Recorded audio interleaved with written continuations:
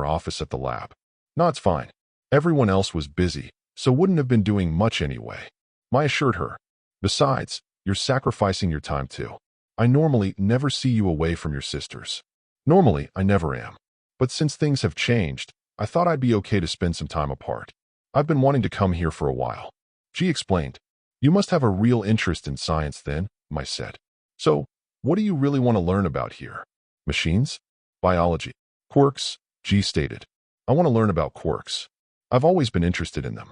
I'm even the one who figured out how our quirks worked when we're little. I've tried to figure out more about quirks, but since I was always with my sisters, I didn't really get much of a chance.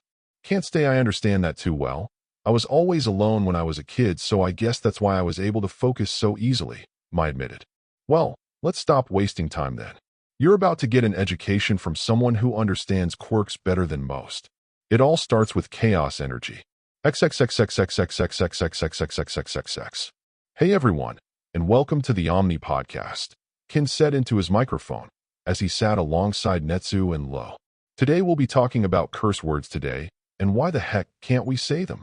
Yeah, I really never understood why it's such a big deal. Lu shrugged. They're just words at the end of the day. I can go up to someone and call them an ugly, fat, smelly moron. But calling them the B word, no, that's just too much. Right? And I looked it up in the dictionary. It just means a female dog. Ken added, sounding exasperated. Why do I have to wait until I'm a teenager to call someone a female dog? It just doesn't make any sense. Hey, have you guys ever thought about why those words are so? Weirdly, I don't really know what to call it, but it makes you want to say them. Netsu added, like when I accidentally burn a controller or stub my toe, the first word that comes to mind is the F word. And all the adults do that too, but why? That's a good question. Ken pondered that for a second. I mean, you're right, which is weird. They're just words, why do they make me want to say them? Lu asked. Maybe it's because they're bad words that make us want to say them. Netsu mused. I mean, even adults can't say them all the time without getting in trouble. And I heard that if you tell people they can't do something, it makes them want to do it even more. Well, that's definitely true. Ken nodded. It feels like a red flag, and I'm a bull anytime that happens. Wait, so you're saying the only reason anyone wants to say those words is because we're told we're not supposed to? Lo looked utterly befuddled. That's so damn dumb.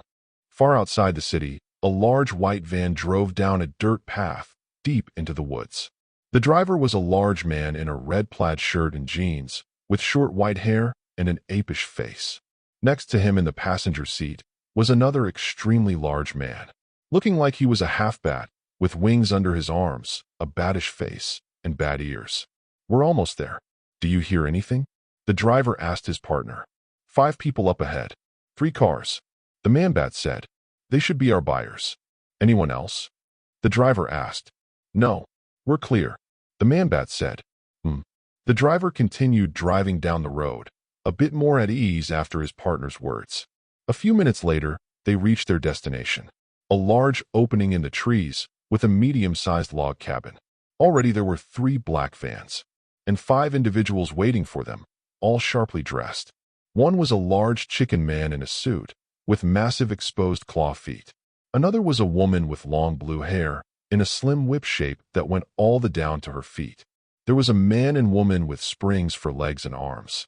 Lastly, there was an extremely large man with a spider face, long white hair, and an extremely ripped body. The 2 men exited the van and walked over to the others. Are they all accounted for? Asked the spider face, in a terrifying, inhuman voice. Every last one of them, said the ape man, handing Spider Face a list, which he promptly looked over. Good. That means we won't have to worry, said a rough yet feminine voice from behind them. Everyone looked at the top of the van, to see Kaza standing on top of it. What? The ape man turned to his partner. You said there were no dash. But as he was talking, the man-bat started melting into a pile of paint. Kaboom. While everyone was staring in shock, Kaza fired a mouth beam at the ape man and sent him flying back. Sky pirates. Kill them all. Spider Face shouted. The spring man and woman immediately shot their fists toward the captain, but a wall of sand erupted from the ground, blocking the punches. Then suddenly, the trees rose up out of the ground, standing on their roots and growing monstrous faces. What the hell? The long-haired woman yelled, as she literally whipped her hair at one of the tree monsters, causing it to explode into paint. Bang!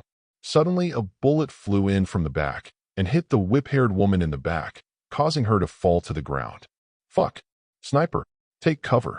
The spring woman yelled, but as soon as she turned to run, she was hit in the face with a yo-yo, knocking to her ground. Like we'd let ya. Karaki shouted as she recalled her yo-yo, standing on one of the tree monsters. God, I love this thing. You little bitch. the spring man shouted as he went to launch his fist at the small villain. Bang! Only to get shot in the spine as well. Ack! The spring man crumpled to the ground, the pain putting him into shock. Backwhoop! The chicken man used his claws and slashed into the tree monsters, reducing them into nothing more than paint. Bang! A sniper bullet flew towards him, but he jumped out of the way, knowing that staying still would mean he'd end up just like the others. Karaki tossed her yo-yo at him, but he dodged that too. He continued to dodge attacks from the two for a few more seconds, but it mattered little. Slice! Suddenly both his chicken legs were cut off, and he fell to the ground, his leg stumps bleeding out. Back up! Humph! Shift grunted as he tossed the blood off his sword. Kaza flew up over the wall of sand and blasted the chicken man with a massive ball of fire. Kaboom! The chicken man was engulfed in fire, knocking him out and cauterizing his wounds. Die! Spider-Face yelled as he lunged at the flying Kaza, but he went right through her, as Shift used his quirk on her to keep her from getting hit. Damn it! Final one. Initiate the plan. Kaza said into her earpiece, as she headed to the ground. Hey, ugly! Karaki shouted at Spider-Face, causing him to turn to her, only to get hit in the eyes by her yo-yo. Ag! Spider-Face roared in pain as clutched his eyes, unable to see anything for the moment. During that time, the sky dagger decloaked, appearing a few miles into the sky. Cannons ready. Meanwhile, Kaza picked up one of the tree monsters and threw it high into the air, which was pretty easy as it was far lighter than it looked, due to being made of paint. Fire! Kaza shouted. Shift used his quick, switching Spider-Face's and the tree monster's hitboxes, as the sky dagger's cannon locked in on the tree. Kaboom! The cannon fired, blasting the tree, but all the damage was transferred to Spider-Face. Ah! Spider-Face gave out a roar of agony, as his sky burned and peeled away. After a few moments, the attack stopped, and Spider-Face fell to the ground, thoroughly unconscious. Humph! Kaza grunted, as she watched the last of her opposition fall. Finally, now dash. Gah! Shift yelled out in pain, as suddenly a tree hit him, pinning him to the ground and knocking him out. Shit!